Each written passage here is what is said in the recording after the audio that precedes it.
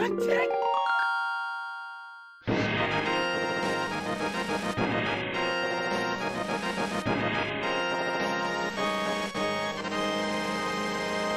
Hello and welcome back to recreating The Legend of Zelda: A Link to the Past inside of Minecraft.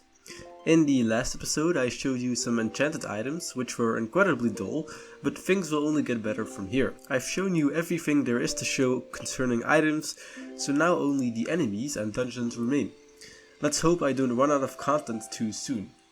In this video I'll be showing off 6 traps in our recreation.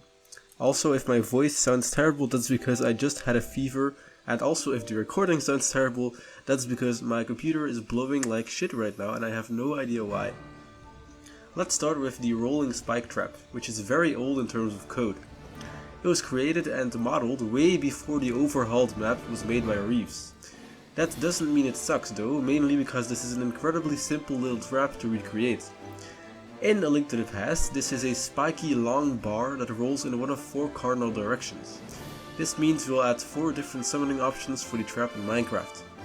It cannot be destroyed because it simply bounces when it hits an obstacle and goes the other way. The only way to get rid of it is by throwing it into the eternal void of pain and agony. If Link touches this big ol' log, he'll take some damage and there will be a short cooldown. Pair this with a beautiful model that kinda rolls, which was made by me for once, and you've got a basic yet fun trap to play around with. So let's check this out with some more commentary.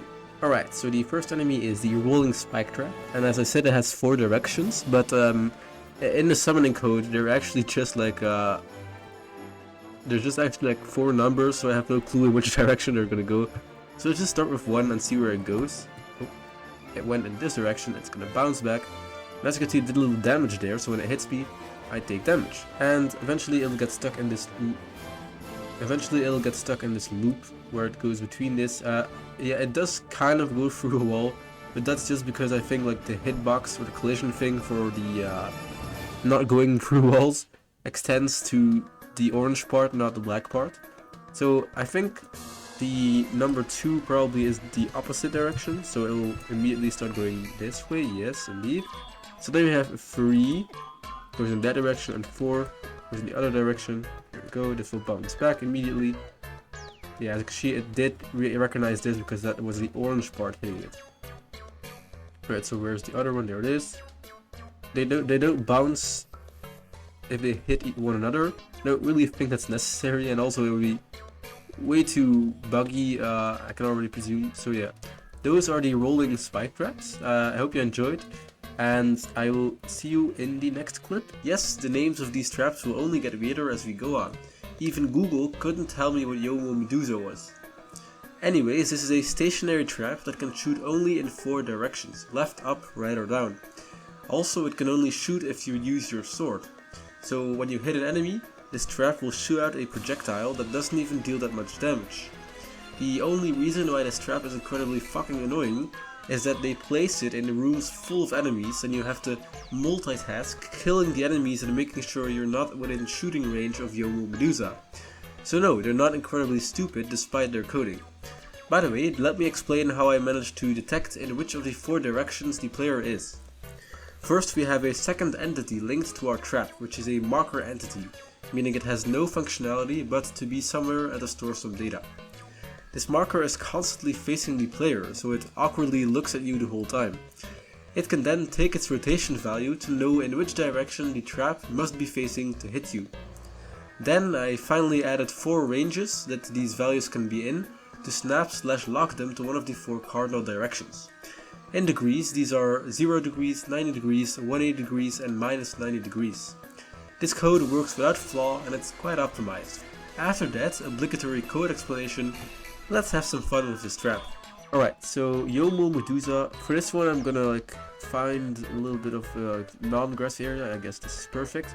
Let's do functional to the past summon Yomo Medusa, and if you pay attention, you will see that it locks itself to a block. There we go, just like that. I did actually make this model myself. I don't think I mentioned that in the video. So as you can see, it does absolutely fucking nothing. It only does something, oh god. It only does something when you hit an enemy near it. So let's function a link to the past summon. I guess we'll show off, well, I'm only gonna show you things I've already showed off in different videos, so here goes almost again. Okay. So if I hit him, as you can see, little ball, and it deals damage. So I'm gonna do it from all 4 directions so that you can see that my epic code works. There we go. The ball was also modeled by me. Wow, it's like 9 pixels on each side. Oh god. Come here, please. And there we go. And I also killed him. There we go. So of course this isn't killable. It also deals damage when you touch it like this.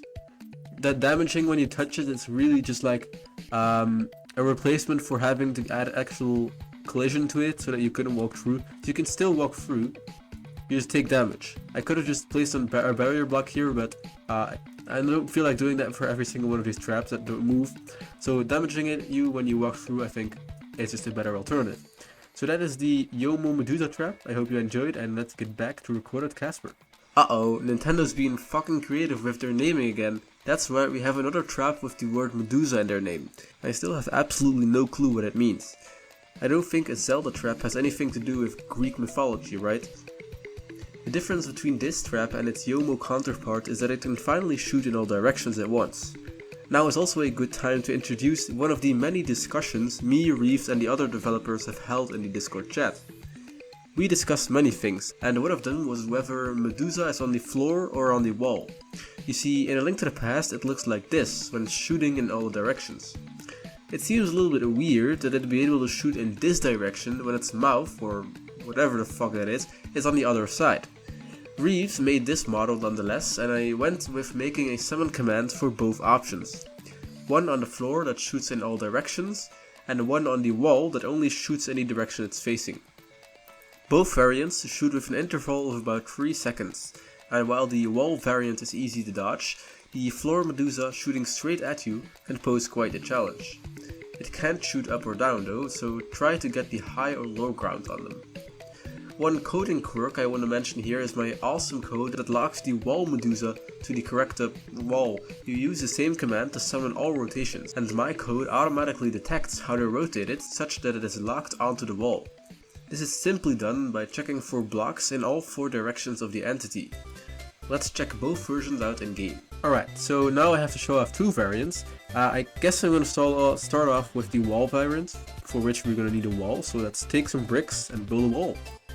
We'll do that real quick. It doesn't have to be too big of a wall, I guess. There we go, this should do. And that way we can show off the locking mechanism. So let's go ahead and stand near the wall. And we need to do function link past summon. And we need to say Medusa wall. Go. Then we'll lock onto the wall like that. Now of course, the little like rotation thing that it does, you won't see that because all the enemies are pre-summoned before you get into the world, but that is basically it. So these guys shoot balls. Beautiful. And I'm pretty sure they stop shooting when you get too far. Just like that. And now I will show off the other possible direction. So on this part of the wall, it's going to be quite tight, but it should work. There we go. Yep. This part of the wall. Same thing. And then this part of the wall. And that is the locking mechanism. And that is the entirety of Medusa on the wall. So now I have to kill this thing. I don't think... Yeah, this doesn't work. So you have to kill them by hand. I'll just kill every enemy in the world. There we go. Tear down the wall. Political reference. Okay. And now we'll just show off the regular run. I'm gonna place it here. Why not? A regular Medusa. There we go. Same model, but it shoots in all directions, just like that. I haven't actually shown off the damage yet. Oh shit. So yeah, this is the thing I was talking about. When it shoots like this, isn't that weird? Because the tongue is there. I don't know, let's just keep it in, I think it's fine. So that is Medusa, I really hope you enjoyed, and let's get back to Recorded Casper. Alright, I don't know what Guruguru means, but this trap is hella fire, like literally it is fire. It's a fire bar. Not like the ones from Mario that go up and around, because this one spins around on a different axis.